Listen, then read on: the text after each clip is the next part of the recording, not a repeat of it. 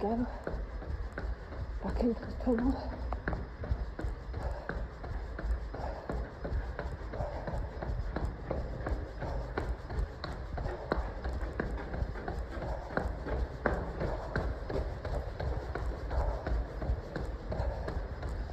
Still as wet inside as it is out.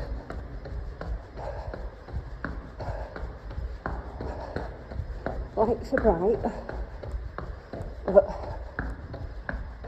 much less issues with halo.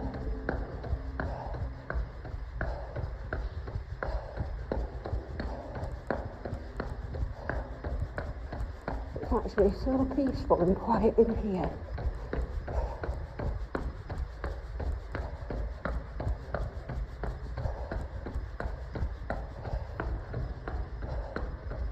Weird rock formations.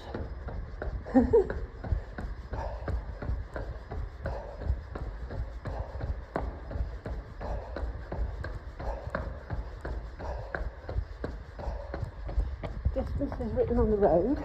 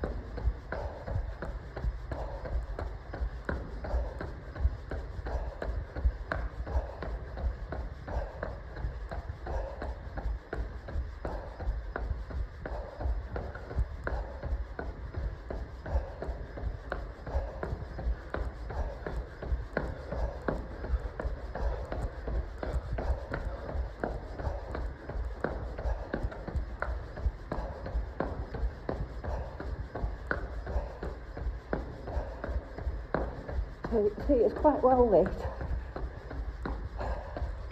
300 metres done.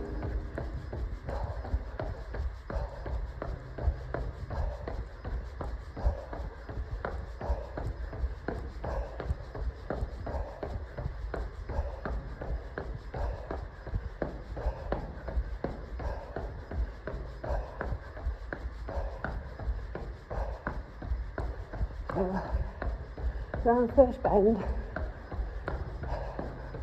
you can see forever.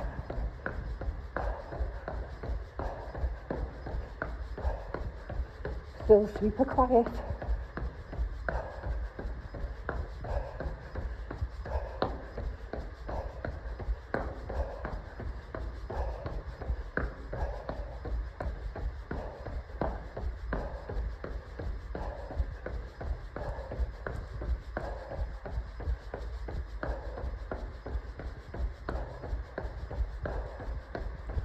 Oh, it's a bit bluey green.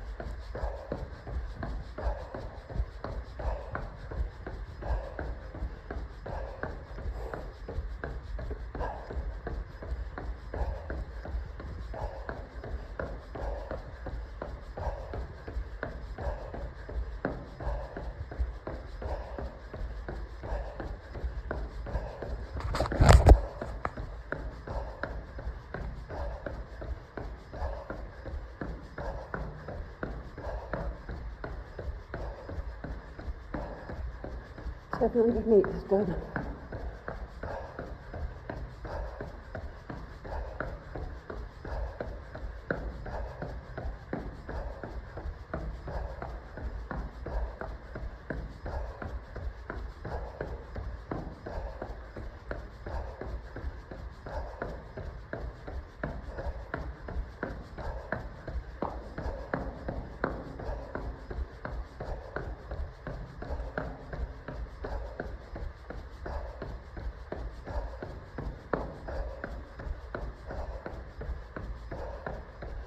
800.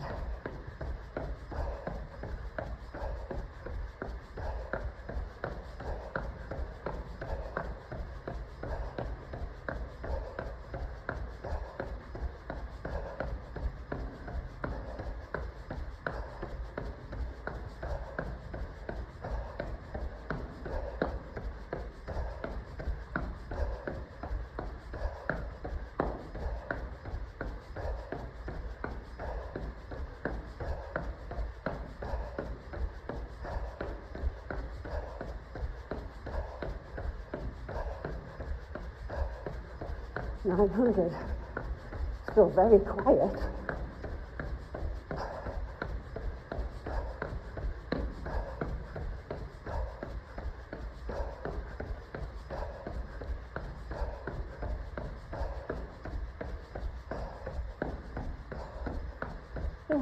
The noise isn't on.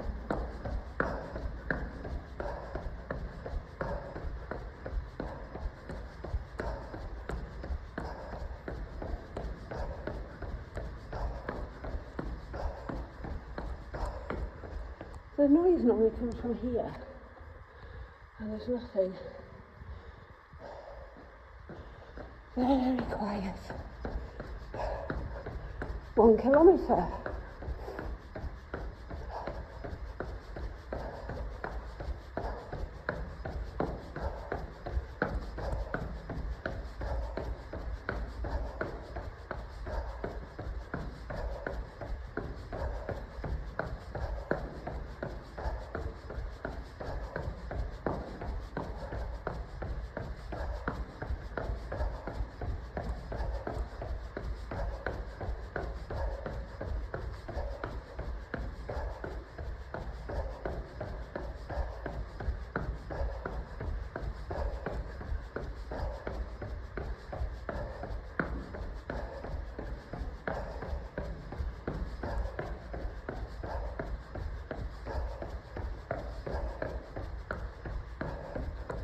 Very strange.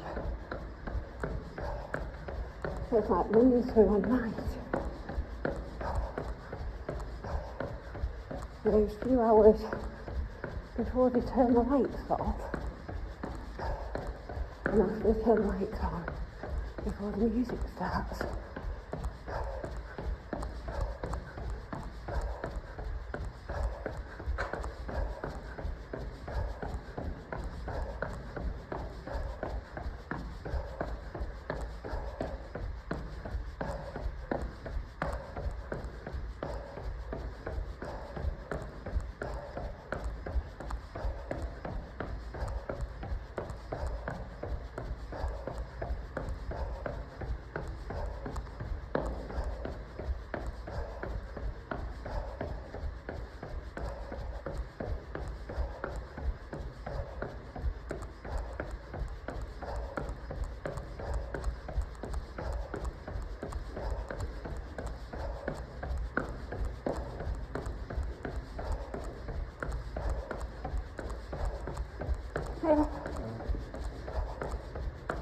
Right. Now I can see the light at the end of the tunnel, quite literally.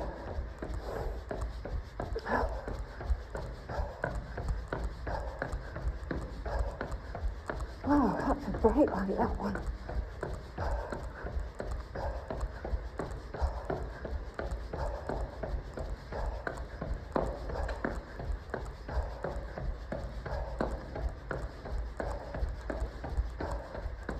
As you can see, it's getting a little bit lighter.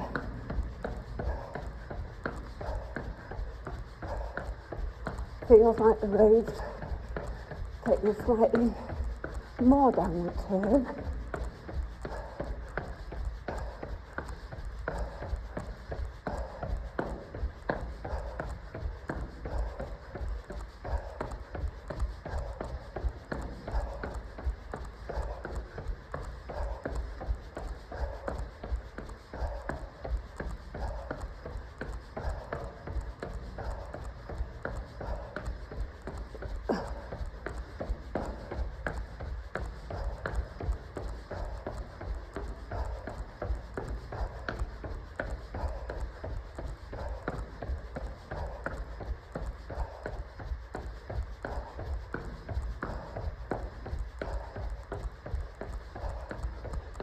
and that's the outside.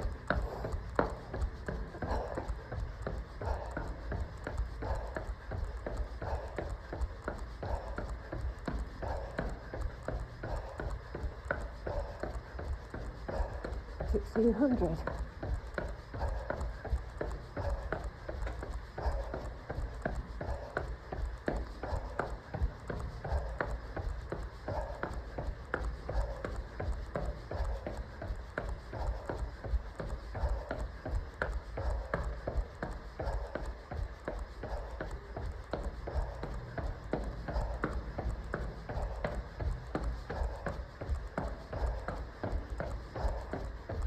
And then we had it. Combe Down Tunnel for North End. Oh, I've never really been out here before. There we go. A little bit of information. It's quite high up here.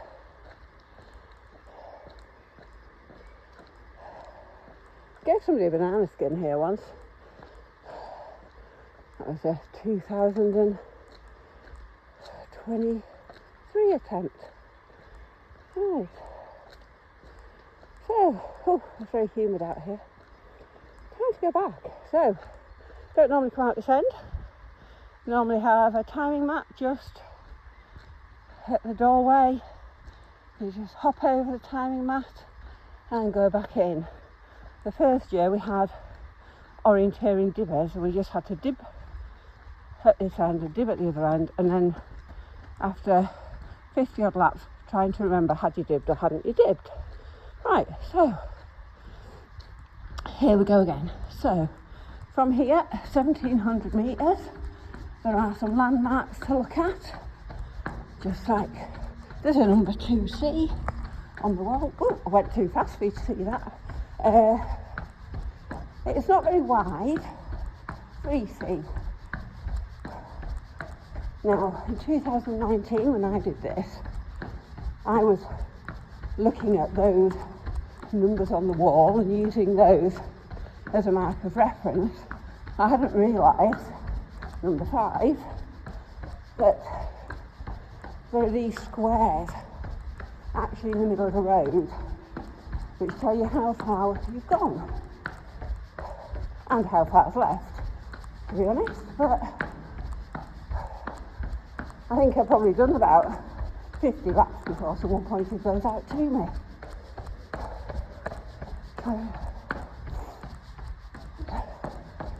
2019, the initial tunnel.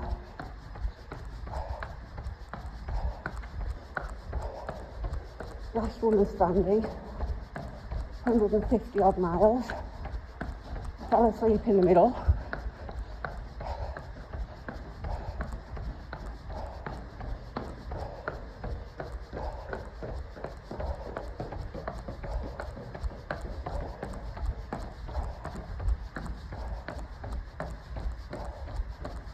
Uh, 2022, maybe 21. Yeah, 2021, the return. Hadn't been able to run for ages due to being trampled by a cow. Hey ho, no cows in a tunnel. Probably wasn't fit enough, but even more so, there's a slight camber that you can't really tell till you've done a few laps. And then, after a while, probably about 94 miles in, my leg was giving me grief. I had a pain that spread up into my hip, could barely put my weight on it. So decided to slog it out to 100 miles, call it quits. Re-entered 2023 March,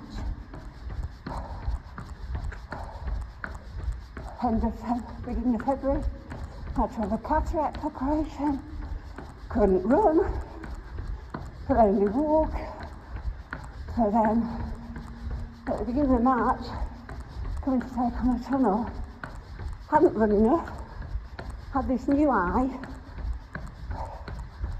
came into the tunnel, had horrific halos. They were making me feel sick and dizzy, but I managed to get 102 miles. Well, a bit more really, because it was 101 laps. So, a lap being from the south end back to the south end. And talked myself out of it really. So it was very annoying. I'm going home in the car, discussing the return, decided that there'd never be a return. Can't change my eyesight. But after a couple of months and back into at the opticians,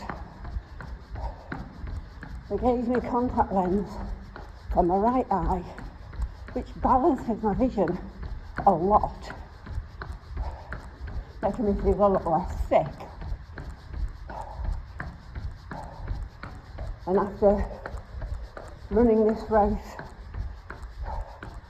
as he has every single tunnel race, Adrian Martin said, "We changed the lighting, it's brighter." He's right. It's very bright. You can even see the ceiling a bit.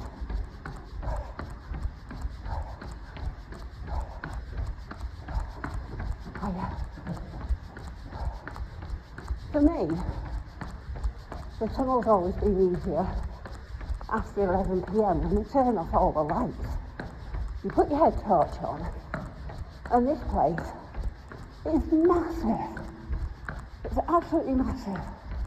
And even though you've still got the same amount of path to run on, you don't generally have other runners or cyclists in here, just the 30 odd of us running up and down.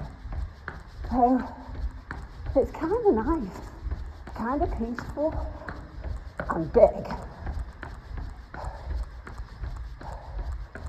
Like I said before, they turn the music off normally about 7 o'clock at night, so you get a few hours of peace and quiet anyway, and then they turn it back on about 7 in the morning, but the lights come on at 5, so you've had a couple of hours, and it kind of gives you a tell of what the time is in the real world, not in the tunnel world.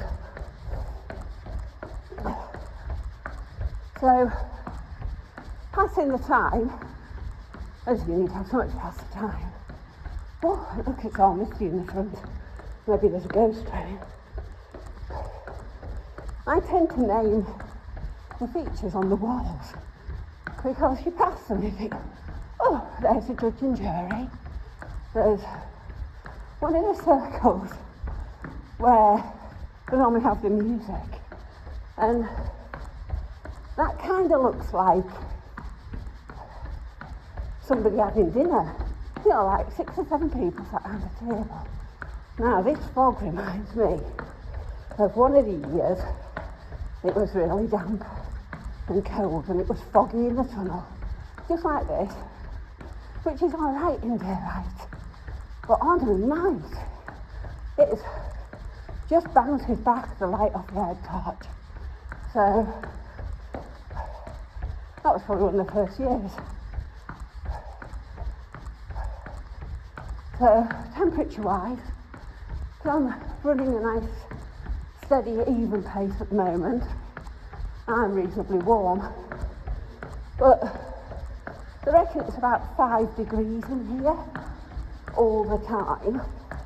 So 5 degrees would make it the temperature of your fridge.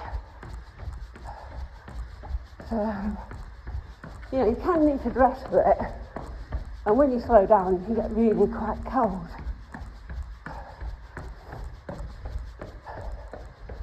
The first year, was the only year that I went through 2 nights, and the second night it did start to get really quite cold. I think I was tiredness setting in. So I can feel we're going round the bend again a little bit, and it feels as if it's going downhill.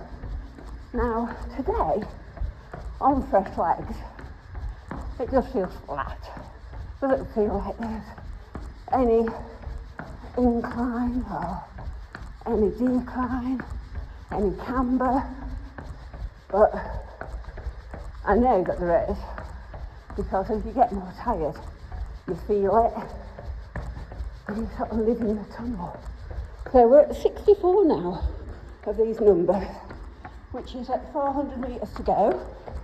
So you do think you'd be able to see out, but you can't. Let's see if we can make light the tunnel up.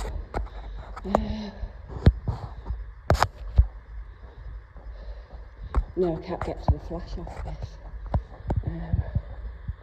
But it's kind of what it's like in the fog. But you look back, anything could happen here. It is a place of mystery. 67. Right, so there's only 400 metres to go. I've got all these like bits of wall that are bumpy, and they're interspersed with bricks and little electric boxes at bright lights. So there's things that you can look at and think, oh, I know where I am now. I'm at this bit. I'm nearly at the end. So here we go. 300 metres to go. Still can't see the end though. So 3 times I've tried. The first time was the best. Probably was fairly fit. Look, there's a weird door thing here. That's a bit freaky.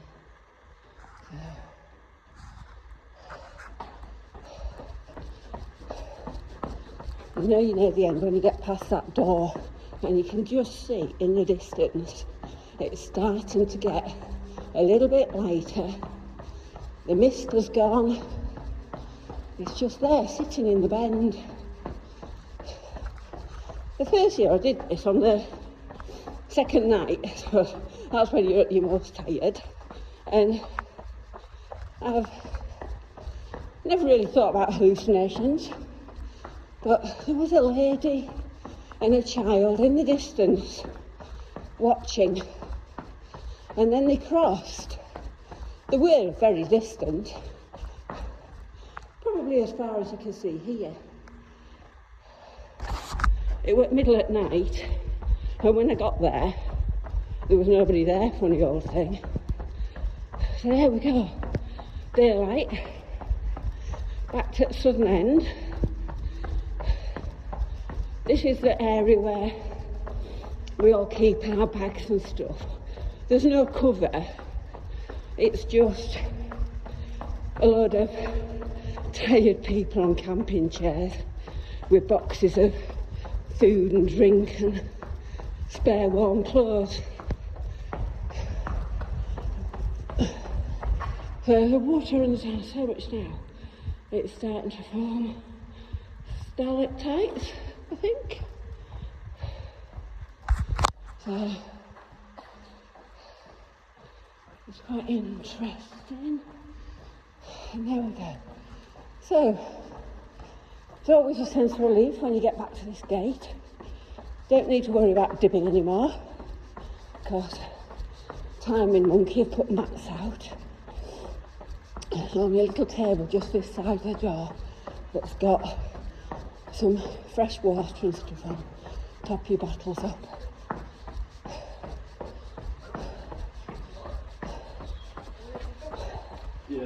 And then you're back.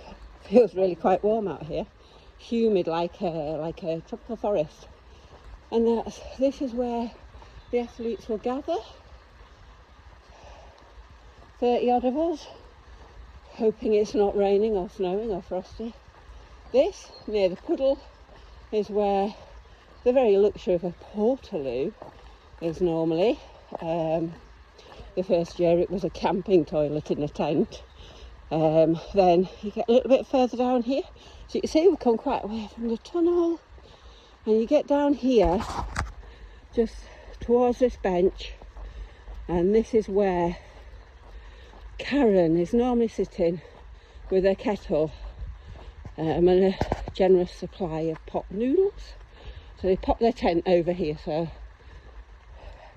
every time you come here, you've walked an extra 100 metres or so. So trying to be self-sufficient is the most important thing to do.